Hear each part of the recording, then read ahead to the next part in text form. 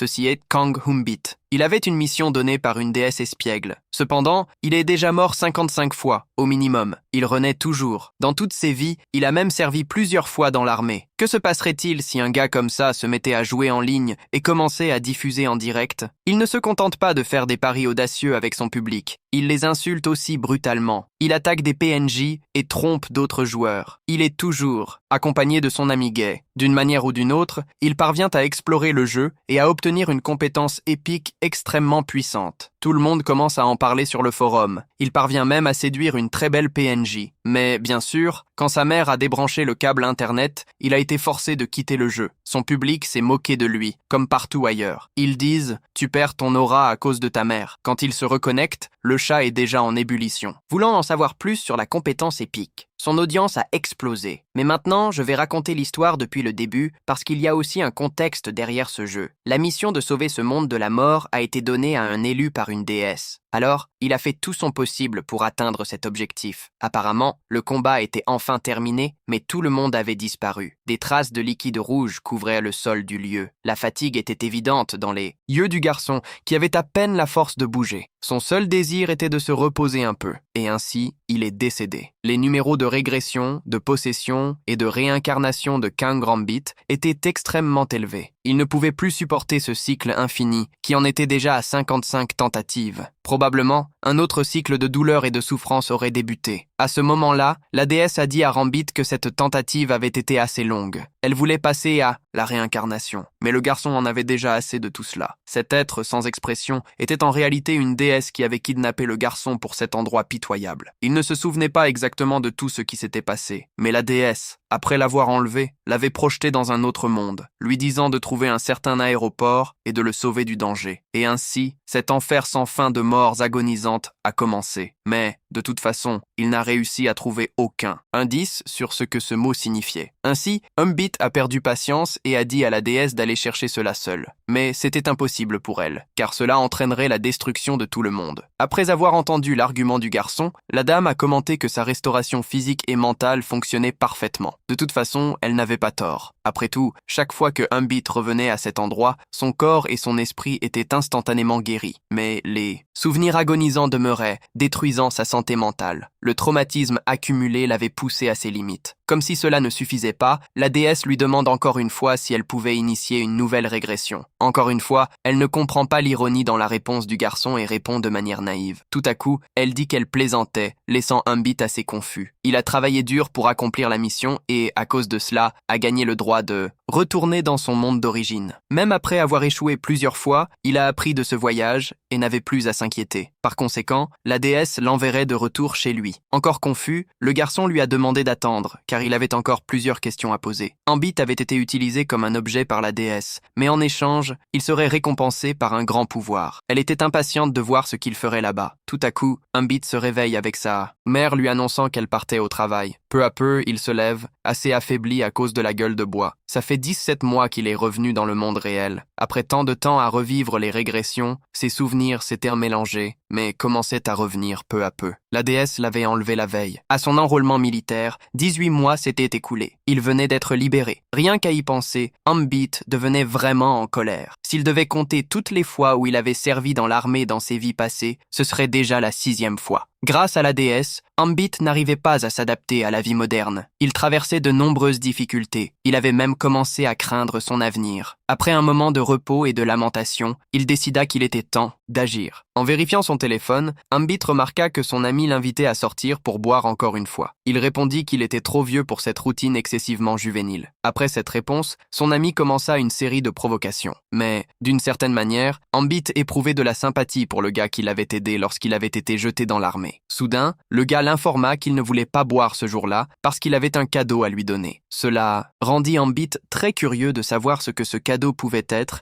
et il décida d'aller retrouver le gars. Ju Hyun-woo avait été son supérieur dans l'armée pendant 4 mois, bien qu'il ait 5 ans de moins. Déjà à la table de la crèmerie, les deux parlèrent de conditionnement physique après des activités épuisantes. Mais ce qui intéressait le plus Humbit à ce moment-là, c'était le cadeau. Il n'y avait rien jusqu'alors. Young se leva de la table avec l'intention de partir. Il pensait que tout cela n'était qu'un mensonge. Son ami l'arrêta et mentionna le projet de record du jeu, avec une carte de niveau 2 en main. Avec ce cadeau, il pourrait obtenir l'équipement de VR et jouer chez lui avec une synchronisation incroyable. Cela coûtait environ 5 millions de won, mais pour Young, c'était complètement gratuit. Alors, le garçon semblait refuser le cadeau. Il devait travailler dur. À cause de la situation dans laquelle il se trouvait, gagner de l'argent était la priorité de Young et il ne pouvait pas perdre de temps à jouer. Jouer et s'amuser ne mettaient pas de la nourriture sur la table. La priorité jusqu'alors était autre. Pendant qu'il se faisait tirer les cheveux par Young, Ju lui informa que, selon sa façon de jouer, il pourrait même devenir riche. Le garçon pourrait gagner des centaines de millions juste en s'amusant. Selon lui, après avoir entendu cela, Young cessa de plaisanter sans intérêt pour prêter attention. Il s'excusa auprès de son ami. Selon Ju, le développeur de RP était une équipe bien connue. La volonté du fondateur, Michael Welton, fut révélée, provoquant un grand émoi. Il donnerait tous les droits au premier joueur qui parviendrait à terminer le jeu. Cela alimenta la compétition, faisant s'envoler la valeur de la monnaie virtuelle. Des guides de stratégie qui aidaient réellement les joueurs à gagner le jeu étaient vendus au prix que les vendeurs voulaient. Même de grands conglomérats investissaient massivement pour former des équipes dédiées. Mais cela ne signifiait pas que les joueurs solo étaient exclus. Après tant d'insistance, Young accepta de se lancer dans cette entreprise avec son ami. Il était très enthousiaste. Sans hésiter, il décida que c'était le bon moment pour mettre le plan en action. En arrivant sur place, Young se sentit submergé par le grand nombre de personnes présentes. Tout d'abord, il devait acheter un guide pour débutants. Le protagoniste était très mal informé sur le sujet et le RP ne pardonnait pas aux novices. Pour cette raison, un joueur appelé Aventurier avait écrit un guide pour débutants qui s'avérait très utile à ce stade du jeu. Encouragé par son supérieur, Yoon accepta d'acheter le livre, mais d'abord décida de jeter un œil à son contenu. Soudain, il fut effrayé par quelque chose. La déesse lui chuchotait à l'oreille à ce moment-là, disant qu'elle était impatiente de voir ses prochains pas. La mission serait probablement, encore une fois, d'essayer de le retrouver. Young ne comprenait pas ce que tout cela signifiait et pourquoi la déesse le laisserait partir. Elle n'avait jamais voulu libérer le garçon de cet enfer, mais tout à coup, elle avait changé d'avis. Tandis qu'il tenait le livre et réfléchissait à tout cela, Young fut interpellé par son ami. Il était très silencieux et pensif, car il avait une question à poser. Il veut savoir si Ju a des informations sur une supposée équipe zéro. Tout le monde connaît ce groupe, mais personne ne sait vraiment rien sur eux. Le CEO gère toutes les affaires publiques seul. Le nombre d'employés est une information confidentielle. Young trouve cela très suspect. Il lit même ses faits à la déesse. Selon lui, le monde dans lequel elle l'a envoyé n'était pas un simple jeu, un sentiment dégoûtant de prendre une vie pour la première fois. C'était réel et ressenti sur sa peau. Young a peur de retourner dans un endroit qui pourrait être le même enfer. Le désespoir de répéter cette vie infiniment est encore gravé dans son esprit. Mais de toute façon, c'est le seul moyen de mettre fin à ce tourment. Alors, Young demande à son ami combien de temps il lui faudrait pour obtenir les accessoires avec ce talisman. Ju répond qu'il livre le même jour et qu'il a besoin du téléphone du protagoniste pour télécharger quelques applications. Maintenant, il est presque obligatoire pour Young d'acheter ce livre puisqu'il l'a complètement froissé. Ju dit alors au garçon au revoir et promet de l'attendre pour commencer à penser aux accessoires. Il dit juste qu'il essaiera d'être aussi rapide que possible. En rentrant chez lui, le protagoniste réalise que le colis est enfin arrivé. À l'intérieur de ce petit paquet se trouvait une console de jeux vidéo d'une valeur exorbitante. Assez anxieux, Young commence à manipuler tout l'équipement. À l'intérieur, il a encore un peu de temps avant que sa mère n'arrive, alors il décide de tester la nouveauté. Après avoir configuré tout l'équipement technologique, Young s'allonge sur son lit pour commencer le processus. Soudain, plusieurs fenêtres apparaissent et le garçon réalise que tout est très réaliste. En voyant que la fenêtre de configuration n'est pas apparue, Young décide de redémarrer le simulateur, croyant que tout n'était qu'une erreur. En cliquant sur le bouton du système, plusieurs messages d'erreur perturbants s'affichent et le jeu se lance. Soudain,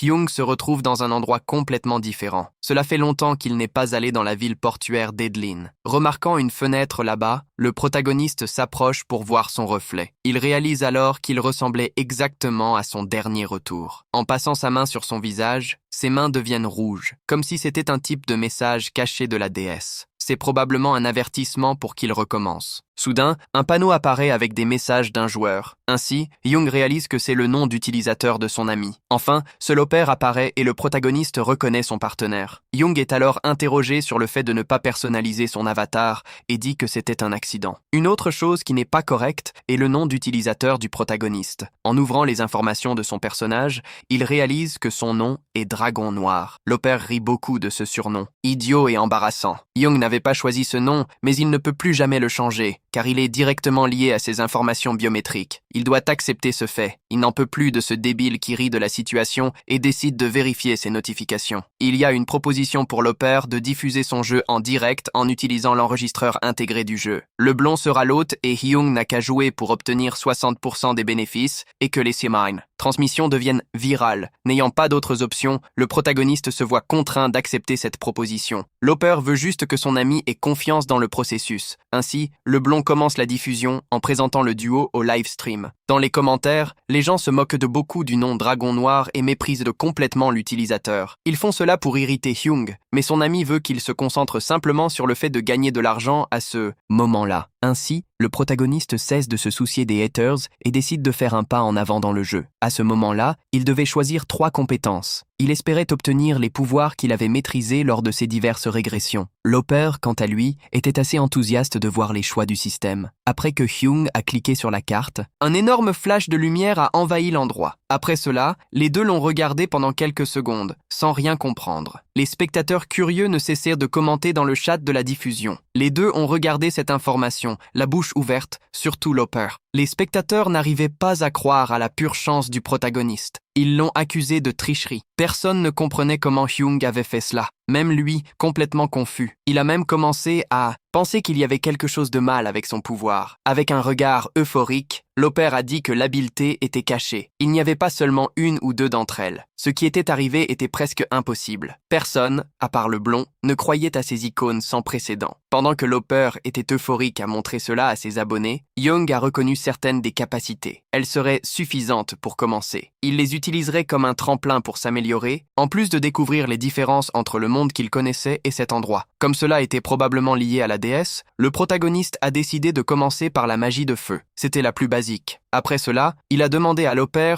où le duo pourrait obtenir ses quêtes. Voyant que son ami choisirait la compétence magique, le blond était un peu inquiet. À ce moment-là, le chat critiquait la décision irréfléchie du garçon, ce qui l'agaçait. Selon l'Opper, ce qui était le plus important dans ce jeu était la compétence. À cause de cela, la magie devenait une compétence difficile à maîtriser par rapport aux autres. De plus, une étoile apparaîtrait lorsque le joueur maximiserait sa compétence. Mais jusque-là, il n'y avait aucun moyen de vérifier l'accumulation. Hyung s'en souvenait bien. Il savait qu'il devrait s'efforcer d'apprendre quelque chose de nouveau. Parmi elles, la magie était la plus difficile et nécessitait de choisir un bon enseignant. En demandant à propos du choix d'un maître, Hyung a laissé son ami un peu confus. En tant que novice, le protagoniste pensait qu'il aurait quelqu'un pour lui enseigner les tours de magie. Remarquant la réaction négative des spectateurs dans le chat, l'Opper a demandé de la patience. Il a expliqué que le joueur gagnerait un livre qui permettrait d'apprendre des compétences dès que les quêtes seraient complétées. Le protagoniste a vite trouvé cette solution beaucoup plus pratique que l'autre. Dans le passé, il avait passé par des situations très difficiles avec l'instructeur arrogant. En appelant son ami à aller au magasin central, Hyung l'a laissé perplexe en sachant cela. Là, il pourrait acheter la magie de feu à un marchand escroc nommé Julio. Comme il n'avait pas le choix et avait besoin du livre, c'était la seule alternative. Mais Hyung ne se fiait pas à l'escroc qui arnaquait à chaque vente. Amusé de voir le protagoniste s'énerver, un spectateur a fait un don et l'Opper a remercié. Très heureux. Hyung a également gagné 5 centimes de ce don et avait l'air assez impacté de voir les choses fonctionner. De toute façon, à ce stade du jeu, 1000 n'était pas beaucoup, mais toute somme était la bienvenue. Hyung a même plaisanté sur le fait que la vie de son ami ne valait même pas cette somme. Finalement, ils ont décidé d'aller voir Julio pour obtenir la magie de feu. Après avoir appelé le protagoniste, l'Opper a remarqué un comportement étrange de sa part. Alors, il a révélé qu'il voulait trouver un maître de magie. Là, dans le panneau, il a trouvé un dénommé Atsuhiro. L'Opper a perdu quelques conseils à son égard, pensant que tout était juste drague. Selon les informations, cette fille n'était qu'une PNJ de quête qui volait les joueurs et disparaissait en un clin d'œil, profitant de sa beauté. Malgré cela, Hyung a décidé d'aller voir Atsuhiro pour voir si tout était vraiment vrai. La réaction du chat à cette décision a été instantanée et le protagoniste est devenu très pensif. Ainsi, il a changé d'avis et a décidé d'aller chez Julio, suivant la route suggérée par la foule. Ils ont réussi à convaincre le garçon. Le chat s'est agité. Ils ont accepté le nouveau défi embarrassant. Finalement, tous les deux ont décidé d'aller de l'avant. Le protagoniste a été questionné sur le raccourci qu'il avait choisi. L'Opper semblait faire confiance à son ami. Il suivait simplement les routes par instinct. Enfin, ils arrivèrent à l'endroit et aperçurent ce type nommé Julio. Il riait et serrait les poings. Des souvenirs horribles ressurgirent à ce moment-là. En demandant des informations sur les PNJ, Riri découvrit que les choses étaient assez libres. Soudain, le protagoniste semblait devenir très furieux. Il entra dans le magasin, agissant de manière assez innocente. Le commerçant reçut le client, mais fut immédiatement dominé par lui. Il fut interrogé sur ses affaires suspectes. À l'entrée du magasin, l'opère observait tout, sans croire aux actions du dragon noir. Julio semblait ne pas comprendre ce qui se passait. Il implora d'être relâché. Après cette frayeur, le garçon le lâcha enfin. Le commerçant eut la chance de s'excuser. Il dit qu'il avait récemment vendu le dernier livre, mais qu'il pouvait recommander un autre magasin en échange d'un service. Pendant que Julio était distrait, un voleur entra supposément dans sa boutique. Pour lui, cela semblait être l'œuvre de sa rivale, une marchande nommée Atsulbla. Il avait besoin d'aide pour l'attraper. La nouvelle mission du protagoniste était de récupérer le sac d'argent volé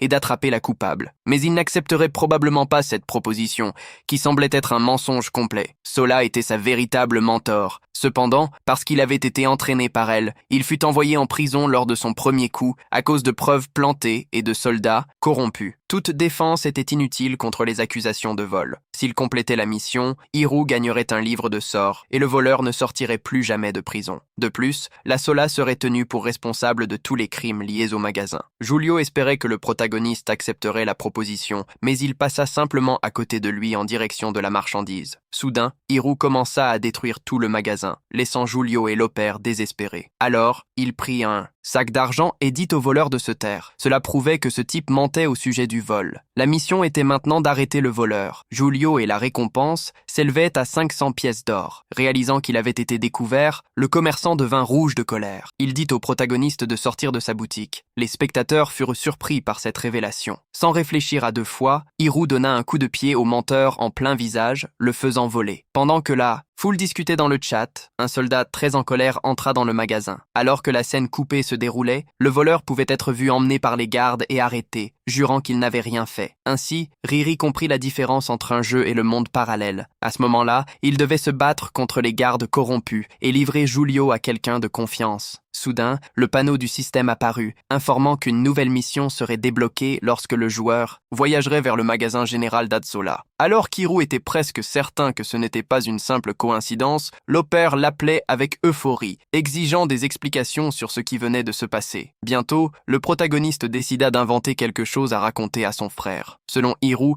ce scénario ressemblait beaucoup à un roman. C'est pourquoi il prit des risques. Heureusement, l'opère crut à l'histoire, puisque son ami parlait tout le temps de cela dans l'armée. Soudain, un utilisateur anonyme fit un don de 10 000 et le blond sauta de joie. Il profita alors de l'occasion pour exalter son partenaire, qui était excellent en déduction. Cela fit cesser les critiques des spectateurs à son égard. Pour Riri, faire une transmission était une expérience folle. Il voulait juste se concentrer sur les bonnes parties, laissant tout cela entièrement à l'opère. Enfin, ils arrivèrent au magasin. La blonde réalisa qu'Isabelle était une PNJ très bien connectée. Elle était traitée comme une criminelle par la plupart des joueurs, de manière très injuste. Mais pour Riri, elle était une bonne personne. Il y a longtemps, le protagoniste demandait du travail à la jeune femme. Par bonté, elle avait donné au vagabond l'opportunité de commencer à faire quelques tâches dans la boutique. Même avec son ton rude, Isabelle semblait se soucier du garçon. Un jour, elle lui a donné un livre. Elle lui a recommandé d'étudier la magie pour progresser dans sa vie. Malheureusement, Isabelle a fini par être arrêtée. Elle n'a jamais blâmé le garçon. Elle a promis de se venger du maudit rat qui a fait cela. Elle a dit cela avant de mourir brûlée. Cela est devenu un souvenir précieux, mais douloureux, pour le protagoniste. Après avoir eu ses souvenirs et s'être perdu dans ses pensées, Rain rassemble enfin son courage pour entrer dans la boutique. Il est immédiatement confronté à la fille, qui a l'air un peu triste. En le voyant, elle est surprise de remarquer un nouveau visage ici. Elle demande si ce garçon sait avec qui il parle. Rain dit qu'il est débutant et qu'il est venu ici pour apprendre la magie avec elle.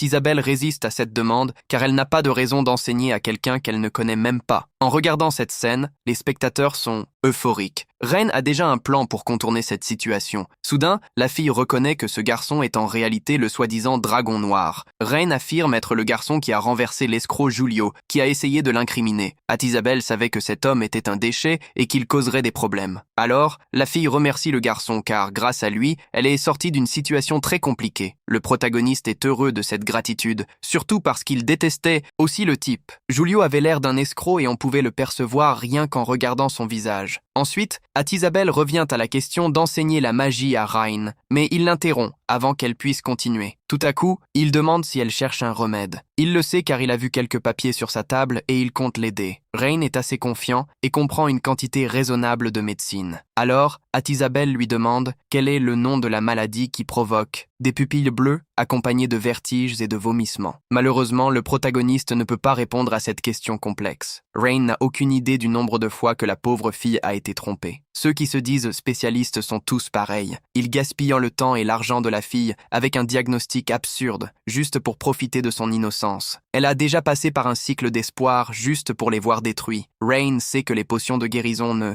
fonctionnent pas dans ce cas et que la patiente ne ressent probablement pas la faim. En entendant cela, les mains d'Atisabel commencent à trembler. Selon Rain, la maladie n'a pas de nom, mais il sait comment la guérir. Alors, Atisabel implore de l'aide et promet de récompenser le garçon pour cela. Le protagoniste ne veut que sa confiance, car il a la médecine parfaite pour la maladie. Ainsi, une nouvelle mission, avec l'objectif de trouver la médecine parfaite à Edlin, apparaît pour Rain. Cela n'a même pas de sens, car un épique garanti était tout simplement absurde. Mais Rain ne sait même pas ce que c'est. Lauper doit lui expliquer les choses, car il ne comprend pas beaucoup, étant débutant. Il est plus facile de penser au rang comme à un niveau combiné avec un degré de rareté. Même pour les livres de sorts de niveau 1, les performances changent en fonction de cet aspect. Avec cela, Rain comprend que le guide de sorts pourrait avoir une performance différente en pratique. Pendant que le garçon pensait que cela n'existait pas dans un autre monde, Lauper demande comment ils vont trouver la médecine. Très vite, le protagoniste en conclut qu'il devra l'utiliser sur lui-même pour voir à quel point une classification épique serait bonne. Juste au moment où il s'apprête à dire où ils doivent aller, Hyung ressent une douleur aiguë dans la poitrine. Lauper s'inquiète immédiatement pour cette situation. Tout cela est la faute de la mère de Hyung. Soudain, il commence à disparaître du lieu, laissant son ami seul chez lui. Il fait semblant que tout va bien, disant à sa mère qu'il avait quelque chose d'important à faire. La vieille dame affiche une expression indescriptible pendant quelques instants. Puis, elle commence à frapper le garçon parce que la porte était verrouillée. Alors, il commence à expliquer qu'il avait reçu un cadeau de dissension militaire d'Ion et qu'il était juste en train de tester. Enfin, la vieille dame commence à comprendre que tout n'était qu'un jeu. Elle savait de quoi il s'agissait car elle le voyait toujours aux nouvelles. Elle demande simplement qu'il ne joue pas trop. Soulagé, Hyung affirme qu'il ne jouerait que pendant son temps libre. Son stage commençait le lendemain. La femme est surprise d'apprendre que son fils avait encore eu cette idée. Elle le frappe quelques fois pour ne le découvrir que maintenant. Malheureusement, Hyung bloque l'un des coups de sa mère et la provoque. Après cela, il reçoit une gifle beaucoup plus forte directement sur le visage. Aucun parent n'apprécie que son fils trouve un emploi juste après avoir quitté l'armée. Cela justifiait la fureur de la vieille dame. Hyung a soutenu qu'il devait trouver un emploi le plus rapidement possible. Dès qu'il retournerait à l'école, il commencerait son semestre de graduation. Comme l'entreprise était à Seongdo, le garçon devrait se lever très tôt pour y aller. Sa mère ne voulait pas qu'il saute le petit déjeuner pour aller travailler. En disant qu'il avait mangé un parfait comme collation, le garçon a encore plus irrité sa mère. Il court dans sa chambre pour se sauver de nouveaux coups. Enfin, il s'assoit sur son lit pour reprendre le jeu. Le lendemain, il devait commencer à travailler, donc il devrait se coucher tôt. Maintenant, Hyung se sentait mal pour lui à ce moment-là. Jae Kim, un employé du département des RP, lisait quelques commentaires sur la mission secrète et semblait ne pas y croire. Cela le surprenait toujours. Mais le looper aléatoire a attiré son attention. Bientôt, il découvre que le dragon noir se joignait à ce gars-là. Il le provoque même en disant qu'il pouvait sentir l'odeur de titre provenant de ce nom pathétique. Quoi qu'il en soit, il décide d'aller vérifier les événements en personne. Dans le jeu, Lauper était un peu nerveux et demandait à ses spectateurs de se calmer. Il essayait, par tous les moyens, d'expliquer la bande dont son ami avait souffert. Soudain, le blond remarque une augmentation extraordinaire des graphiques de visualisation. Il ne comprenait pas ce qui se passait alors que le public réclamait du divertissement. Ensuite, Lauper remarque qu'un post à leur sujet était récemment devenu viral dans le RPG. Après quelques instants, Hyung envoie un message disant qu'il ne retournerait pas au jeu,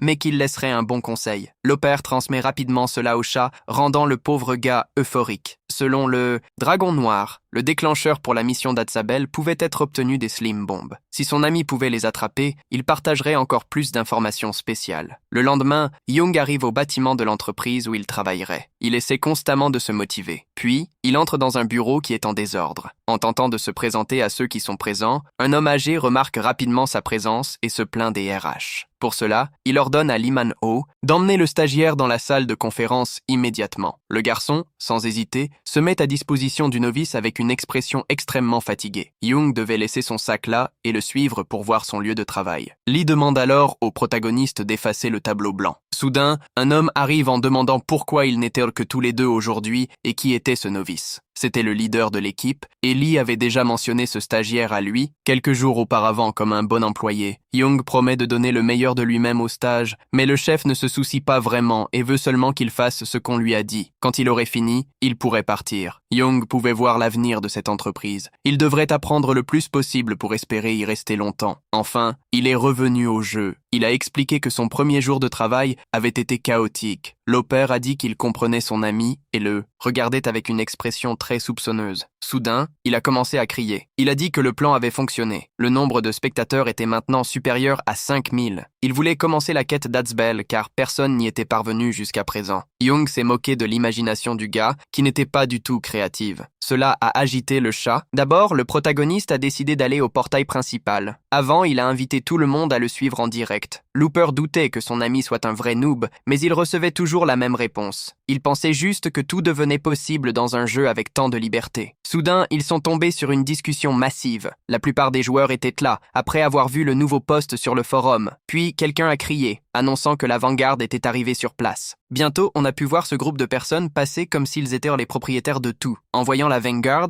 Looper a réalisé que la découverte de son ami avait eu un grand impact, mais Hyung ne savait même pas qui était ce groupe de personnes. Alors, le blond a expliqué que les 10 000 meilleurs du classement étaient appelés Vanguard. Les niveaux, la compétence, le progrès et d'autres choses de ce genre étaient utilisés pour déterminer le classement parmi 300 millions de joueurs dans le monde. Ceux-là étaient sur le podium. Seulement 500 étaient coréens. Young a été impressionné d'apprendre que ces gars-là ne savaient pas utiliser la magie, car ils priorisaient d'autres choses. Sur le dos de l'un des gars, il y avait une arme faite par un artisan talentueux, appelée l'arc de l'oiseau doré. Ces gens ne parvenaient pas à trouver la quête d'Atsu, mais la plupart appartenaient à des corporations. Ils recevaient un soutien corporatif pour finir le jeu, générant beaucoup d'argent dans le RPG. Soudain, quelqu'un s'est approché d'eux. « Excusez-moi », a dit le protagoniste. C'était une jeune femme voulant connaître les secrets pour compléter la recherche que Young avait promis lors de la diffusion. Alors, un gars insistant a interrompu la conversation pour contredire la fille qui faisait confiance au streamer. Il n'a pas fallu longtemps avant que les deux commencent à discuter. Young s'est juste retourné pour continuer son chemin. Il voulait d'abord aller à la mer, car pour faire le remède, ils auraient besoin d'une canne à pêche. Looper, dans le chat, ne comprenait pas bien cela, puisque Young avait seulement mentionné les slime bombes. Soudain, un spectateur nommé Coucou a fait un don de 1001, tandis que le chat se moquait de la situation.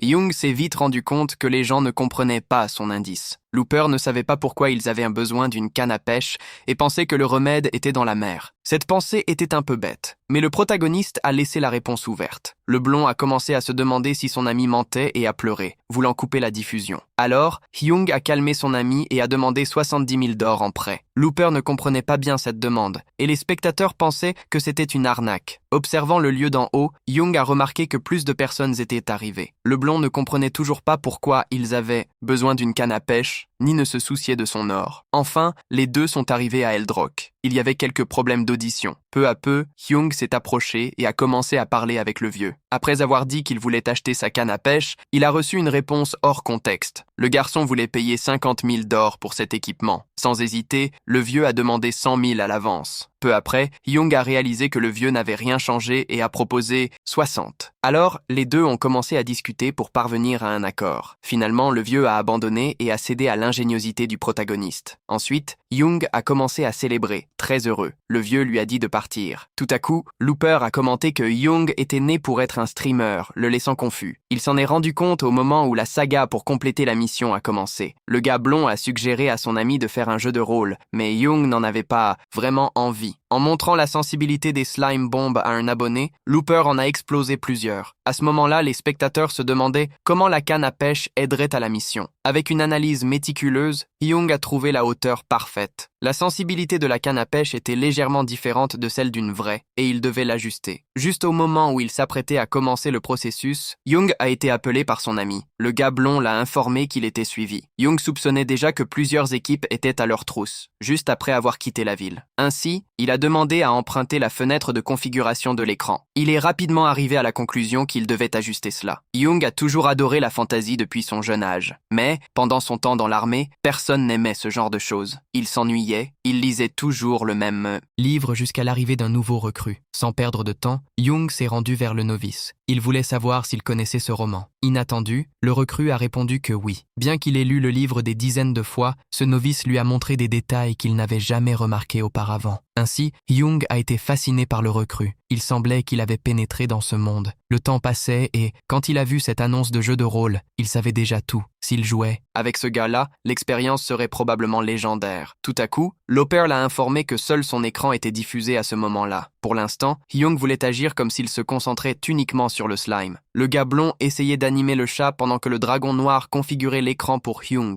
C'était frustrant de voir tout cela seulement du point de vue de Hyung. Il était probablement anxieux, puisque d'autres concurrents s'approchaient. L'observation des groupes qui le suivaient ne durerait probablement pas longtemps. Puis, Hyung a entendu des pas et s'est retourné pour regarder. Il a vite remarqué l'arrivée des impatients qui s'étaient précipités. Sans hésiter, il a commencé sa préparation, brandissant la canne à pêche. Immédiatement, il s'est précipité sur les gars sans vergogne, l'utilisant comme une arme. Hyung avait acheté cet objet à un vieux, car son crochet était spécial. Ce truc avait une pointe si fine que les bombes slime ne réagissaient pas à elle. Quand l'utilisateur appuyait sur un bouton, des épines sortirent de la pointe du crochet, donnant une possibilité de contrôle explosif sur les slimes capturés. En utilisant cet avantage, Hyung a pu lancer une bombe au pied de l'ennemi. Cela a fait en sorte que le leader ordonne le retrait de toute l'équipe. Tout à coup, il a réalisé qu'il pleuvait des slimes, ce qui a fait fuir tous les gars sans vergogne de peur. Pendant que l'opère tentait de se protéger, des explosions inévitables se produisaient tout partout. Cette solution incroyable de Hyung s'occuperait des stream snipers pendant un moment. Maintenant, il pouvait enfin commencer le vrai travail. Ensuite, le protagoniste a affronté un bombe slim de couleurs différentes et l'a mis dans un sac. Rapidement, le garçon a célébré le fait d'avoir collecté le matériel nécessaire pour la mission. Si presque tous les bombes slim à un endroit étaient tués, il y avait une forte chance que les restants deviennent défectueux. C'était un bon exemple de cela. La mission ne pouvait pas être complétée juste en faisant cela. Hyung montrait simplement les étapes à son ami, mais le chemin ne serait pas si facile. Il devait aller à Hatsabel. L'employé du département RP était un peu fatigué à ce moment-là. Après les événements, il avait déjà compris que le dragon noir n'était pas un novice ordinaire. Le débutant avait probablement une entreprise riche le soutenant, car il était un bon joueur. Qui ne comprenait pas pourquoi ce jeune prodige rôdait autour d'un quelconque. Peut-être que c'était une distraction pour détourner l'attention de ce que l'avant-garde avait trouvé. De toute façon, l'employé devait d'abord terminer la mission de Sable. Terminer cette tâche seule compléterait sa quota du mois. Cependant, qui ne parvenait pas à atteindre cet objectif à ce moment-là? La fille blonde était effrayée par le médicament dégoûtant apporté par Ryum. Il n'avait aucune idée de à quel point ce mélange semblait horrible. Puis, Tsarulo a informé qu'elle le récompenserait avec de l'argent et lui a dit de partir. Après cela, Hyung a dit qu'elle était désespérée. Cette observation l'a mise en colère. Le garçon a touché un sujet sensible sans même le savoir. Soudain, Hyung a enfoncé la cuillère dans la bouche de la fille, la forçant à avaler le médicament. Une atmosphère étrange s'est installée pendant qu'elle goûtait le mélange. Elle montrait déjà son opinion sur l'attitude méprisable de son ami. Hyung avait forcé Atsu à avaler cette chose dégoûtante. Elle n'arrivait pas à la garder dans son estomac. Alors, elle a commencé à vomir à cause des effets immédiats. Soudain, elle a foncé vers le protagoniste, extrêmement irritée. Selon lui, la graine qui est sortie était la cause de la maladie. Atsubo semblait ne pas croire qu'elle avait vomi la racine du problème. Elle était aussi malade. Ryo s'en est rendu compte au moment où il l'a vue. Atsubo souffrait probablement en silence depuis longtemps. Elle avait peur de s'inquiéter pour sa mère. De plus, il y avait la possibilité que des gens comme Julio utilisent la maladie contre elle. C'était un peu évident comment Ryo a découvert tout cela.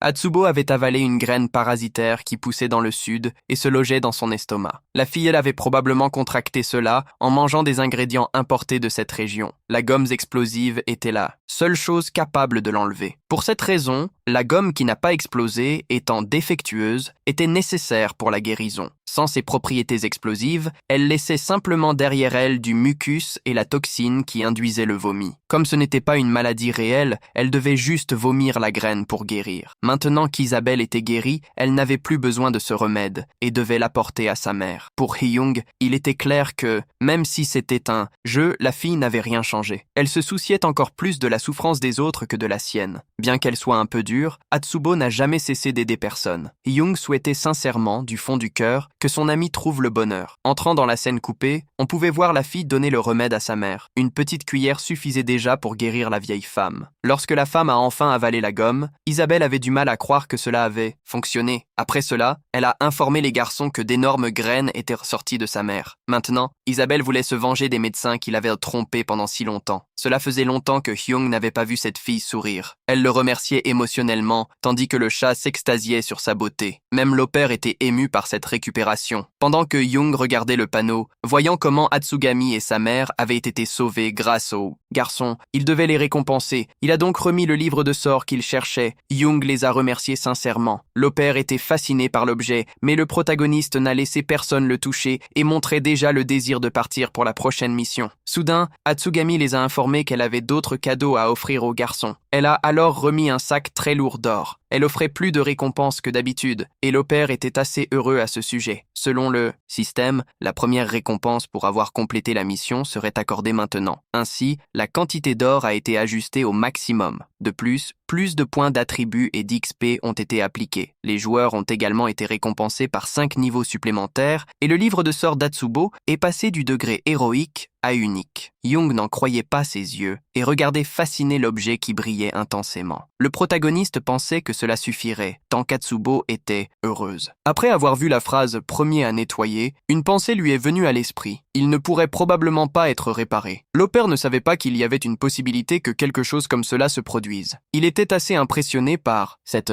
Si le garçon avait besoin d'une arme, Atsubo avait déjà remarqué qu'il n'avait pas d'équipement défensif décent en bon état. Selon Hee-young, la mauvaise odeur venait des boues et la fille avait été forcée de manger cela. Enfin, Atsubo a remercié à nouveau et s'est mis à la disposition du garçon. Maintenant, il n'y avait rien de spécifique que le duo devait faire. Comme c'était un monde ouvert, il pouvait aller n'importe où. Commencer à Edlin était la même chose pour tous. Mais après cela, ils avaient un haut degré de liberté. Cependant, les joueurs devaient faire attention à ne pas se mettre dans des ennuis. Après une suggestion de personnalisation, l'opère a laissé Hee-young un peu pensif. Le blond avait passé 5 heures d'affilée à se personnaliser pour sembler plus accrocheur dans le jeu. Il y avait aussi la possibilité de changer de genre, ce qui avait trompé beaucoup de gens. Alors, Hee-young a réalisé qu'il devait décider seul de la prochaine destination du duo. Soudain, il a entendu un son très familier. C'était un utilisateur faisant un don de 50 001, disant qu'il voulait voir Atsubo en colère. L'opère est immédiatement devenu euphorique et a remercié Respect pour le don. Comment allait-il répartir tous les gains? Chacun avait fait 25 001, mais, de manière inattendue, ce premier don a déclenché une série d'autres grands dépôts. L'un d'eux a atteint 100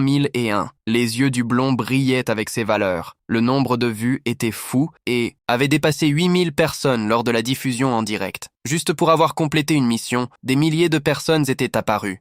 Semblait un peu timide et a simplement remercié pour les dons, tandis que l'opère ne pouvait pas rester en place. Tous les dépôts totalisaient environ 500 000, et 50% de ce montant appartenait au protagoniste. Soudain, l'opère a commencé à faire une danse de gratitude ridicule, laissant tout le monde embarrassé. Rien que, pour avoir complété une mission, le résultat était incroyable. Si cela continuait ainsi, Hee-young pourrait gagner beaucoup d'argent. Il pourrait enfin atteindre ses objectifs financiers. La déesse lui avait montré le flux du temps et de la réalité à cet endroit. Sa mère avait abandonné sa vie juste pour le retrouver. Et à cause de cela, il voulait la rendre heureuse. Bientôt, l'opère a demandé à son ami d'utiliser le livre de sorts, car la foule était impatiente. Enfin, Hee-young a commencé à ouvrir l'amulette. Il n'a pas fallu longtemps pour que l'attaque de boules de feu apparaisse sur un panneau d'information. C'était très anticlimatique et pouvait presque être considéré comme une tricherie. L'opère était euphorique à ce sujet et ressentait des sensations que même Hee-young ne pouvait pas sentir. Mais soudain, le protagoniste a affirmé qu'il le ressentait aussi. Après un léger retard, il semblait qu'il avait littéralement absorbé la magie, comme s'il réfléchissait à ce qu'il avait appris dans l'autre monde. Ainsi, Yang a réalisé ce que cela signifiait, avec un personnage existant, là pour la première fois. Tout à coup, l'opère a crié au garçon d'utiliser cela immédiatement, car les spectateurs attendaient. La première cible serait une pierre juste devant lui. Yang devait concentrer ses pensées sur sa main. Après un bref soupir, il a utilisé le pouvoir de la boule de feu, causant une explosion colossale dans la zone. L'opère observait tout avec admiration et a trouvé cela incroyable. Même au niveau 1, c'était plus que Hyung ne s'attendait de la compétence. Soudain, le protagoniste remarque quelque chose qui fait écarquiller ses yeux. Un nouvel effet avait été débloqué. À ce moment-là, cela semblait familier au garçon, qui est entré dans une sorte d'illusion optique pendant quelques instants. L'expression de Pong était de pur étonnement. Ensuite, un panneau apparaît donnant quelques informations sur l'enregistreur de 55 fois, ainsi que le mot-clé. Ensuite, le garçon grince même des dents de pure colère. La maudite déesse avait clairement eu un doigt là-dedans. Hong n'avait aucun doute que la femme regardait tout cela. Bientôt, son ami montre de l'inquiétude face à la situation. Cependant, l'opère ne comprendrait pas, même si le protagoniste expliquait. Ainsi, Hong donne une brève excuse. Il demande à son ami d'éprouver ses compétences. Le blond est très enthousiaste à ce sujet, mais le protagoniste est simplement curieux. Sans hésiter, l'opère se concentre et utilise la magnifique boule de feu. Malheureusement, le résultat n'est pas à la hauteur des attentes. Le blond tombe dans le désespoir et se sent embarrassé par cela. Pour lui, il était difficile d'augmenter sa compétence magique. Contrairement à son ami qui a atteint le rang unique, immédiatement, l'opère est indigné par cette injustice. Pendant que Ring se vantait de son pouvoir, les gens ne pensaient qu'au rang unique. La différence de compétences devait être énorme. Avec cela, Ring dit que l'opère a complètement mal compris la magie. On ne pouvait pas utiliser la magie d'un seul clic, et cela pourrait être la faute du grimoire. Mais le problème était à un endroit encore plus fondamental. Les invocations et la gestion de la mana devaient être calculées. La différence de rang n'était pas tout. La magie s'est avérée très utile, mais Hong ne prévoyait pas d'en faire son pouvoir principal. Après toute l'explication, l'opère demande si son ami avait créé le personnage la veille. Pendant ce temps, le chat se moquait de la décision du protagoniste. Il y a tant de messages que Hong s'énerve et commence à discuter avec les spectateurs. L'opère essaye alors de couvrir la bouche de son ami dans une tentative de le calmer. Soudain, les deux reçoivent un bon don et s'arrêtent avec cette tension. Avec cette thérapie financière, le duo se calme rapidement. Magiquement, la colère de Hong disparaît parce qu'il aime l'argent. Alors, il demande si le chat voulait savoir le prochain lieu, car il avait déjà un endroit en tête. Cela faisait un moment depuis que Hong avait mis les pieds là-bas. Il ne suivrait pas la mission principale comme plan. Il avait besoin d'acquérir quelques compétences d'abord. Puis, les deux amis entrent dans le magasin. Cet endroit donnait toujours des frissons à l'opère. Bientôt, le chasseur Lister remarque la présence des nouveaux clients. Ne perdant pas de temps, Hong informe qu'il est venu apprendre à utiliser un arc. En entendant cela, le gars lâche sa petite hachette et demande si le garçon a suffisamment de courage. Le protagoniste répond audacieusement que oui. Pour réussir la mission test de Lichter,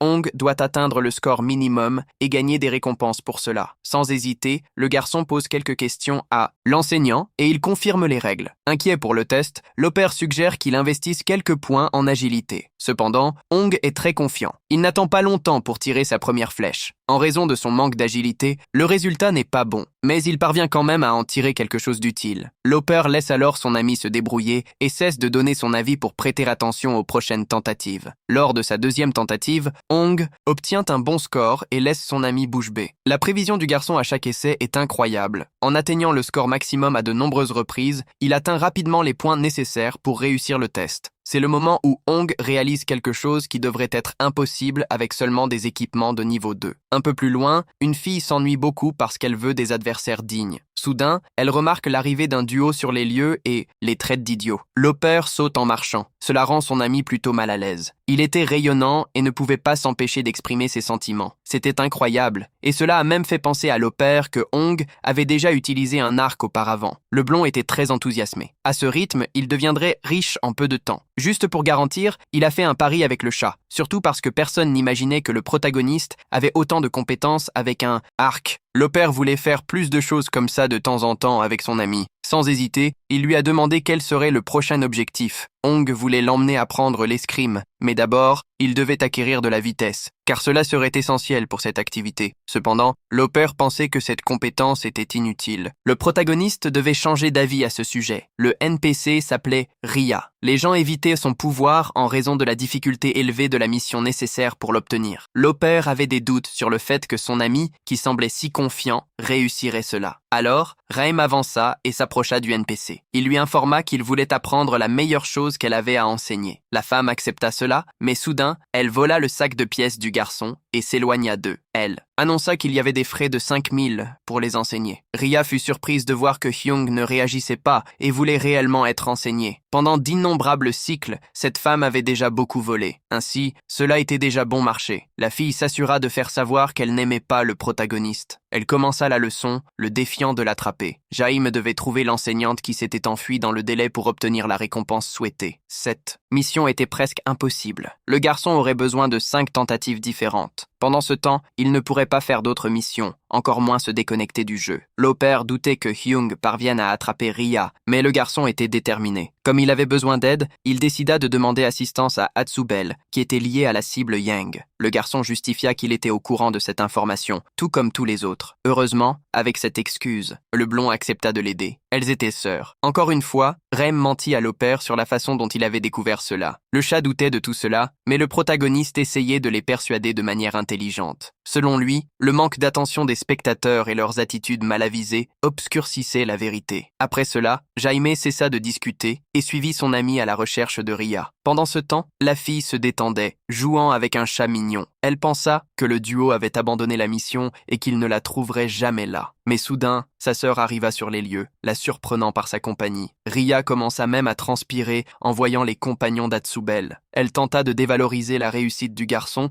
mais elle-même avait dit que tout était valable dans cette mission. Bientôt, Hatsubel appela sa sœur pour une conversation. Elle avait déjà conseillé à sa sœur d'arrêter de voler le blond, alors elle réprimanda la petite voleuse qui n'apprendrait la leçon que lorsqu'elle serait enfin arrêtée. Après avoir réprimandé sa sœur, Hatsubel lui demanda d'aller au magasin dès qu'elle aurait terminé. Ria répondit simplement par l'affirmative. Pendant ce temps, Jaime remercia son ami. Le protagoniste avait atteint une réalisation sans précédent, car une promesse doit toujours être tenue. Ria lui remit la récompense de la mission. Les récompenses étaient échelonnées en fonction du temps de réalisation de la tâche. Ainsi, Jaime reçut un autre livre de compétences de rareté unique. Avec cela, la fille s'éloigna, laissant clairement entendre qu'elle ne voulait jamais revoir le protagoniste. Soudain, un lopère épuisé arriva, célébrant qu'il avait enfin trouvé son ami. Il fut surpris de voir que le résultat de toute cette marche était un autre objet de grade unique. Sans perdre de temps, Jaime confirma cela. Il était enfin temps d'apprendre l'escrime. Ce livre était un objet consommable. C'était quelque chose auquel le protagoniste ne parvenait jamais à s'habituer. À ce moment-là, les spectateurs voulaient savoir pourquoi Jaime avait choisi d'apprendre la compétence de vitesse. Le garçon utilisa rapidement un simple sprint comme exemple pour justifier son choix. Pour l'opère, la compétence était pratiquement imperceptible durant le RP. Pour lui, même le grade unique ne faisait pas de différence. Mais Jaime resta ferme dans sa décision. Comme le protagoniste avait mentionné qu'il voulait apprendre l'escrime, l'opère insista pour essayer de l'enseigner, bien qu'il ne sache pas grand-chose. Raim demanda alors l'avis du chat sur le sujet, ce qui mit l'opère assez mal à l'aise. Il semblait que la plupart des joueurs, y compris Yann, suivaient une voie de progression similaire. Cela était probablement dû au guide. Personne ne parvenait à terminer la mission d'Hatsubel auparavant à cause du coup de juillet. Ce coup a empêché toute interaction avec la fille. Normalement, la blonde serait emmenée et ne serait plus jamais vue. Alors qu'elle riait, elle deviendrait complètement inutile. Par conséquent, le fait que Ryan ait réussi à briser ce cycle était un signe qu'il était sur la bonne voie. Il serait certainement capable de vaincre le RP à sa manière. Il ne savait pas ce que la déesse pensait, mais il ne voulait plus être son pantin. Après avoir marché un bon moment, Jaime a réalisé que l'ermite épéiste vivait très loin. Enfin, ils sont arrivés à l'emplacement et ont annoncé leur désir d'apprendre l'escrime. En voyant qu'il avait des visiteurs, l'homme les a simplement fixés d'un regard glacial. Cela a terrorisé l'opère. Après avoir terminé sa boisson, l'épéiste bowler s'est enfin levé. Il a immédiatement ordonné qu'ils agitent leurs épées jusqu'à ce qu'ils soient instruits de s'arrêter. Ils pouvaient aussi utiliser la zone d'entraînement juste derrière eux, puisqu'ils étaient là pour apprendre l'escrime. Les mots étaient inutiles. Sans hésiter, Hewan a laissé tomber son épée en fer au sol. Il a brandi celle en bois. Normalement, les gens prenaient beaucoup de temps pour compléter les 2 étapes de la mission. Beaucoup échouaient parce qu'ils pensaient que ce serait facile. Ils se rendaient compte que la réalité les frappait de plein fouet. À la fin, l'opère était convaincu que les PNJ enseignant des compétences pouvaient tuer des joueurs. Une mise a alors commencé dans le chat sur combien de temps il faudrait à Ryan pour terminer la mission. Une somme substantielle était en jeu. L'opère était euphorique à ce sujet et a rapidement averti son ami que la tâche valait maintenant 800 001. Le protagoniste a immédiatement respiré profondément et s'est concentré. L'aspect le plus important dans l'agitation de l'épée en bois n'était pas le nombre de répétitions ou le temps passé. Tout d'abord, Bowler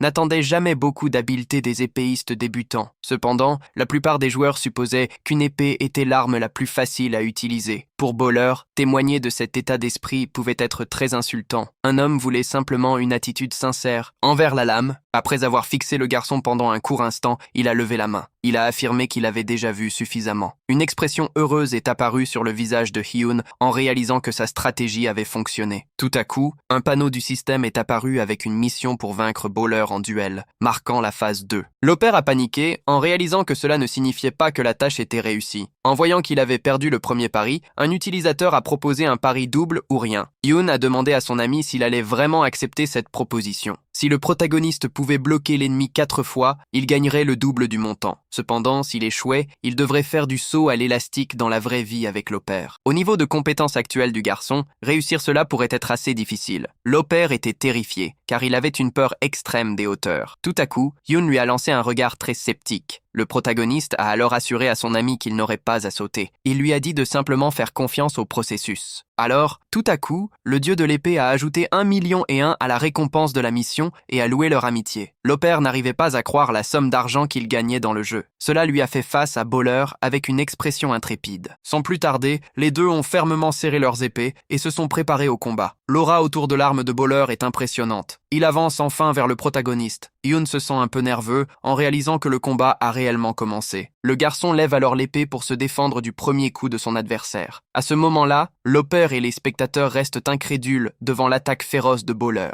L'immense effort que Hyun fournit pour bloquer ce coup est évident sur son visage. Mais admirablement, il réussit à le supporter. Bowler semble insatisfait de l'exploit du garçon et se prépare déjà à une nouvelle attaque. Et pourtant, Hyun est en position, attendant le prochain coup. Il ne faut pas longtemps à Bowler pour attaquer à nouveau. Une fois de plus, le garçon bloque sa tentative. Alors, le protagoniste réalise que son sens du mouvement est altéré par le taux de synchronisation de l'équipement. Mais, d'un autre côté, il a appris à utiliser l'agilité comme tactique. Bowler remarque rapidement que le garçon a beaucoup en tête, probablement à cause de sa contenance ou de la situation inattendue dans laquelle il se trouve. Après avoir entendu cela, Hyun lui répond avec un ton de moquerie extrême. Bowler commente que le garçon a tout compris de travers à son sujet et décide de mettre un terme à cela rapidement. Encore une fois, il rit et ridiculise le grand costaud. Ils commencent un échange frénétique de coups. Le protagoniste lutte trop pour arrêter son ennemi. L'opère se demande pourquoi une simple mission d'escrime est si difficile. Grâce à son ami, il a réussi à éviter de justesse un coup qui aurait été fatal. À ce moment-là, le chat commente la performance du combat. Alder est probablement devenu anxieux parce que le protagoniste résiste plus que prévu. Ainsi, il s'avance vers le Rio encore une fois. Malheureusement, le garçon réussit à bloquer son attaque à nouveau, lui laissant une expression d'incrédulité. Hyun a déjà remarqué que les mouvements de l'ennemi sont devenus plus amples. Alors, il recule et se fixe du regard pendant quelques instants. Cela donne au garçon le temps de se reposer et de réfléchir à la façon dont les coups deviennent plus dangereux. Mais il ne faut pas longtemps avant qu'il ne commence à se battre à nouveau. Encore une fois, l'aura sinistre de Balder entre en collision avec la volonté du garçon. Encore une fois, il réussit à se défendre contre l'attaque du costaud. Mais, malheureusement, son épée commence à s'affaiblir jusqu'à ce qu'il ne puisse plus la tenir et qu'elle se brise,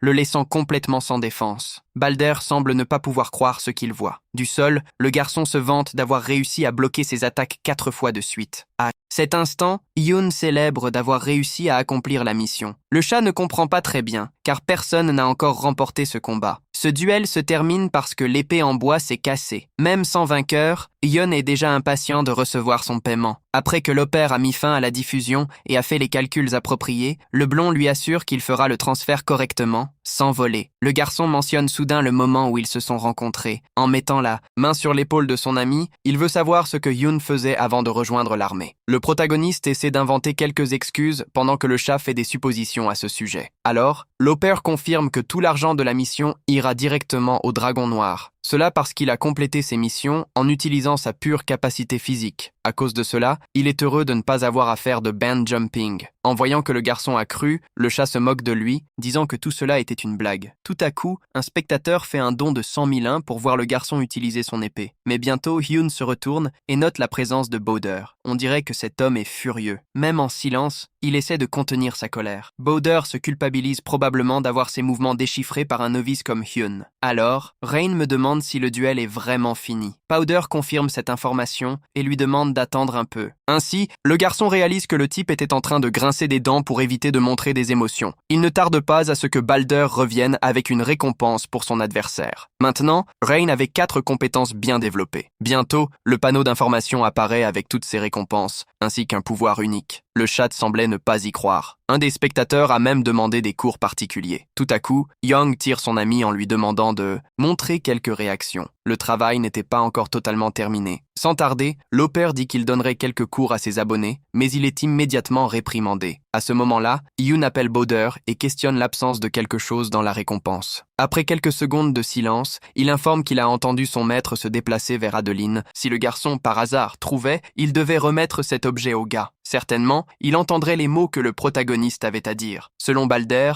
le maître était là où les vents se rejoignaient. Cela donnait un indice à Reng. À cause de cela, il convoqua déjà son ami pour revenir ensemble en ville. Soudain, une personne envoie un don en disant que Bowder aurait beaucoup de travail ce jour-là. L'opère, à ce moment-là, était curieux de savoir s'ils allaient voir le maître du grand. Mais Reng, qui semblait assez fatigué, dit simplement qu'il avait décidé de finir la journée. Il devait aller travailler et mal dormir serait un problème. Ainsi, le protagoniste commença à se déconnecter du jeu, mentionnant qu'il ne pourrait pas revenir juste après avoir fini le travail. Revenant à la réalité, le garçon remarque qu'il faisait assez chaud. Il était en sueur, probablement parce qu'il s'était tellement concentré pendant la mission d'escrime. Soudain, son téléphone commença à recevoir quelques messages qui attirèrent ni son attention. C'était l'opère l'informant qu'il enverrait le paiement juste avant de dormir. Après cela, il ne fallut pas longtemps pour que le dépôt tombe sur le compte du protagoniste. Le montant était si élevé qu'il le laissa choqué. Le garçon avait du mal à croire au volume de dons qu'ils avaient reçus en si peu de temps. Cela le fit réfléchir à si avoir un emploi régulier valait vraiment la peine, considérant qu'il avait seulement joué pendant 10 heures. Kim Young était de retour à la réalité, mais cette fois, il envisageait sérieusement de retourner dans ce monde. Cependant, il finit par conclure qu'il devrait continuer à diffuser seulement comme un simple hobby. Malgré cela, le garçon était préoccupé par son ami, qui l'encourageait à persévérer. Mais il n'y avait aucune garantie que les dons exploseraient toujours. Ainsi, obtenir un emploi adapté serait mieux pour donner à sa mère un peu de tranquillité. Ce serait bien pour le garçon de montrer un peu d'amour filial de temps en temps. Avec ses pensées, le garçon s'endormit, juste pour se réveiller avec sa mère l'appelant. Il était incroyablement tard et, à cause de cela, elle était visiblement en colère. En outre, elle questionna également le montant énorme d'argent sur son compte bancaire. Hank resta sans voix pendant quelques instants et fixa simplement sa mère avec un regard vide. Elle soupçonnait que son fils faisait quelque chose en secret pendant la nuit. Elle ne comprenait pas comment le garçon avait pu gagner autant d'argent légalement. Elle ne lui donna même pas la chance de s'expliquer, supposant que tout venait de jeux d'argent. Enfin, Reng réussit à mentionner le cadeau qu'il avait reçu de Réon. Il expliqua alors qu'il diffusait le jeu, ce qui était comment il avait gagné un peu d'argent. Le protagoniste était certainement un bon garçon et ne ferait rien d'illégal. Sa mère dit alors qu'elle voulait lui parler après le travail, puisqu'il avait aussi besoin de se préparer. Après cela, elle commença à sortir de la chambre, mais le garçon l'appela. Elle croyait ce qu'il disait et était juste préoccupée que cela devienne un fardeau pour lui. Anne voulait que sa mère n'ait plus jamais à s'inquiéter de porter seule le poids de ses dettes. Il était déterminé à travailler dur pour qu'elle puisse vivre confortablement. La dure réalité de la vie était différente de tout ce que Jung avait expérimenté dans l'autre monde, ou ainsi pensait-il, jusqu'à ce qu'il reçoive son premier réprimande pour avoir dormi au travail. Il se sentait assez irrité. Dès que Jung arriva au bureau, son subordonné lui remit une pile de documents et partit pour une réunion externe. Le contenu était difficile, mais bien organisé, donc cela ne causa pas trop de problèmes pour le garçon. Il était sur le point de commencer à travailler quand le chef de l'équipe, soudainement, l'appela. Le gars l'appelait version bêta et humiliait le garçon pour des choses complètement non liées au travail. Puis, il ordonna au stagiaire d'aller acheter un café, demandant quel type de café il devrait prendre. Le garçon finit par rendre l'homme rude furieux. Lorsque le garçon revint à son bureau avec le café, le subordonné était réprimandé par le leader. Avec des yeux vides, il entendit tout comme si c'était une occurrence quotidienne. Alors, il ouvrit lentement la bouche pour dire que cela ne serait pas possible à cause de sa charge de travail actuelle. Le gars a vu cela comme une insulte pensant que Mimo essayait de choisir son travail d'une manière extrêmement arrogante. Il a jeté tous les papiers en l'air. Il a commencé à insulter le subordonné, juste au moment où Hyung est finalement arrivé avec le café. Il n'a pas fallu longtemps aux deux garçons pour commencer à ramasser les documents par terre. Le leader de l'équipe a regardé férocement Hyung comme s'il connaissait les intentions derrière ses actions. Il n'a pas hésité à traiter les employés d'idiots. Après avoir terminé d'organiser les documents, ils sont retournés à leur bureau. Mais Minho avait l'air de penser à beaucoup de choses.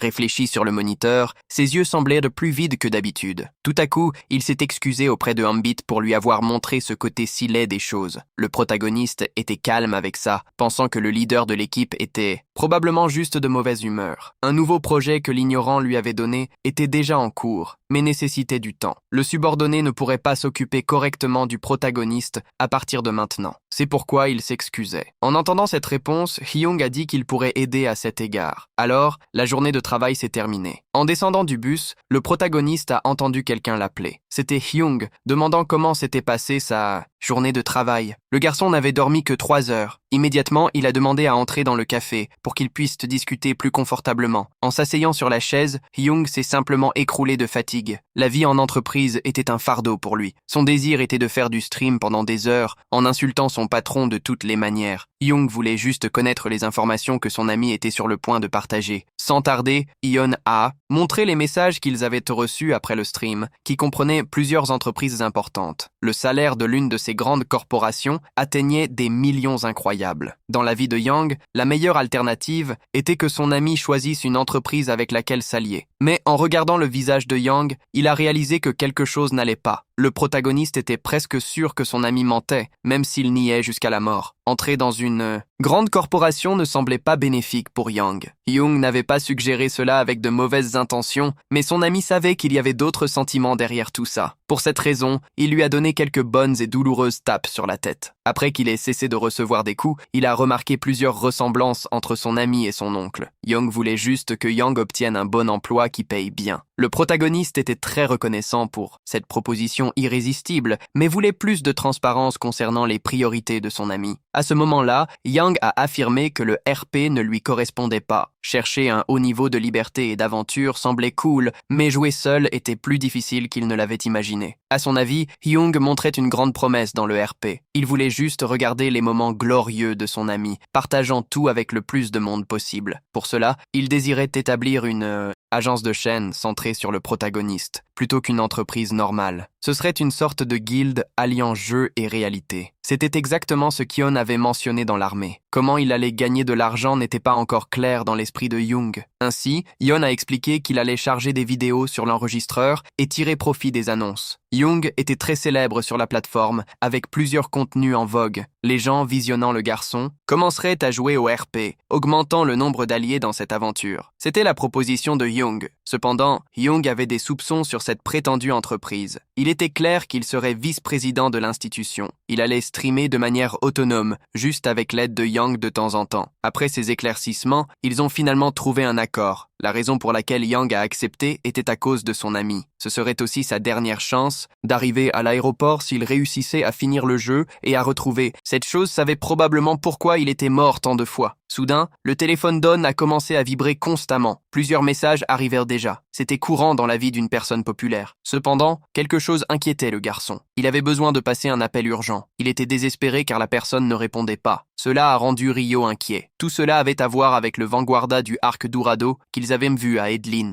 Il faisait en partie de l'équipe d'avancement d'une entreprise allemande appelée Russian High. Les informations indiquaient que la récompense pour la mission Hatsobel diminuait en fonction du nombre de joueurs qui la terminaient. Cela avait créé un monopole dans la communauté. Des rumeurs disaient que Hyung avait orchestré tout cela. Un gars protestait contre H-Dez, le Black Dragon et Loper. À ce moment-là, il affirmait qu'il était impossible de faire confiance à qui que ce soit dans ce monde. Son ami le réprimanda, lui disant d'être reconnaissant pour la bonne récompense qu'il avait obtenue. C'était un peu évident, mais il ne comprenait pas pourquoi le prix était meilleur pour ceux qui terminaient la mission en premier. C'est pourquoi son ami lui avait conseillé d'agir rapidement. Mais maintenant, les slimes n'étaient plus visibles. Quoi qu'il en soit, le Black Dragon devait s'expliquer ce jour-là pour résoudre la situation. Pendant ce temps, il réfléchissait à la taille de Rush Dez. Les joueurs reflétaient la grandeur de l'entreprise, surtout avec un archer classé. mais rien n'était impossible à résoudre. Après un moment de réflexion, Hong dit à Young qu'ils allaient retarder le début de la diffusion. Avec ça, il continua à boire sa boisson pendant que la nuit tombait. En ouvrant un livre, il éclata d'un léger rire en trouvant le contenu souhaité. Puis, il décida d'entrer dans le monde pour jeter un œil à certaines choses. Immédiatement, le protagoniste se remémora l'emplacement d'une grotte. Comme prévu, les slime bomba étaient là en abondance. Il y avait une raison pour laquelle ils se regroupaient. Donc, sachant cela, il ne fallut pas longtemps à Young pour trouver le roi Slim Bomba de niveau 7. Cette créature avait la caractéristique d'attirer des individus normaux, de les absorber et de grandir en taille. Cependant, il devait y avoir une autre raison pour laquelle cette chose attirait tant d'entre eux. En observant le plafond de la grotte de plus près, le protagoniste remarqua quelque chose de brillant là-haut. Cela semblait être un leurre de monstre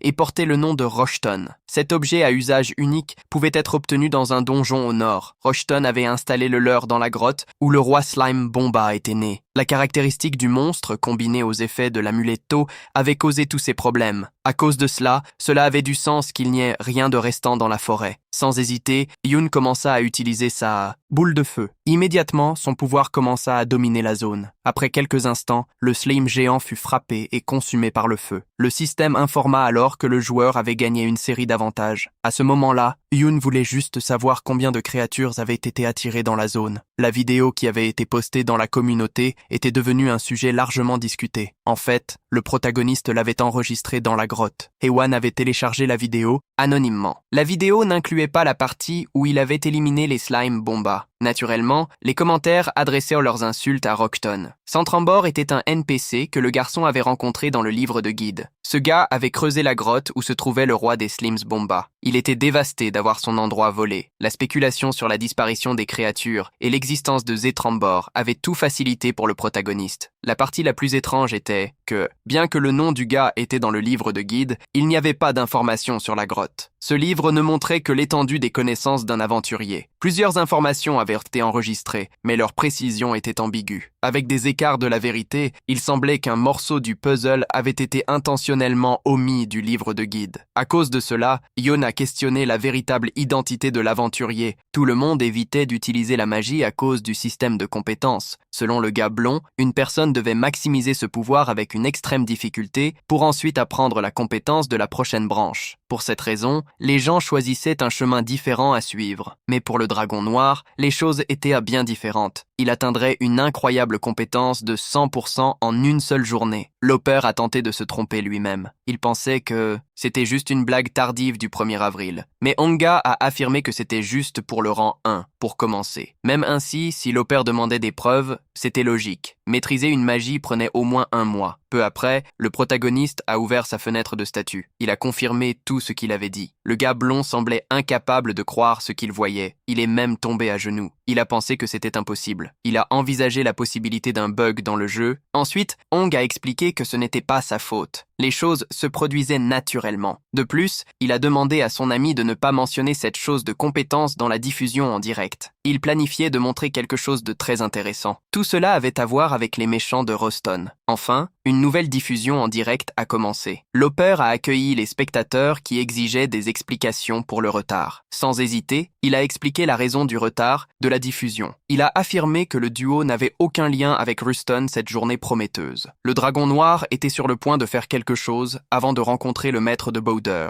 À ce moment précis, il a reçu la nouvelle que Lia avait encore fui. La fille n'écoutait vraiment pas un mot de ce qu'Atsopel disait. Yoon a essayé de comprendre le point de vue de la jeune fille. Il a rassuré son amie. Elle espérait vraiment qu'ils puissent vivre ensemble sans se battre à un moment. Après avoir été interrogé, le protagoniste a exprimé son désir d'apprendre la prochaine compétence magique. D'un simple souhait, il a obtenu l'approbation d'Atsopsel, laissant le chat en émoi. Sans trop tarder, la fille a remis le second livre de magie au protagoniste. Peu après, le panneau d'information est apparu, détaillant la prochaine mission et ses récompenses. En tenant le livre, Yang a remarqué quelque chose à l'extérieur qui a attiré son attention. Les guerriers observaient tout par la fenêtre avec une grande curiosité. Ainsi, le protagoniste a finalement commencé à ouvrir le livre. Tout à coup, une immense quantité d'aura a commencé à émaner de l'amulette. Le panneau est apparu en répertoriant les divers avantages que Hyun recevait à ce moment. Loper a été complètement choqué de voir que le dragon noir avait monté de niveau et appris la compétence d'explosion de feu. Selon Atsobol, si Hyun se retrouvait un jour coincé, il devait essayer d'aller au laboratoire de recherche magique dans la ville d'Ifrit.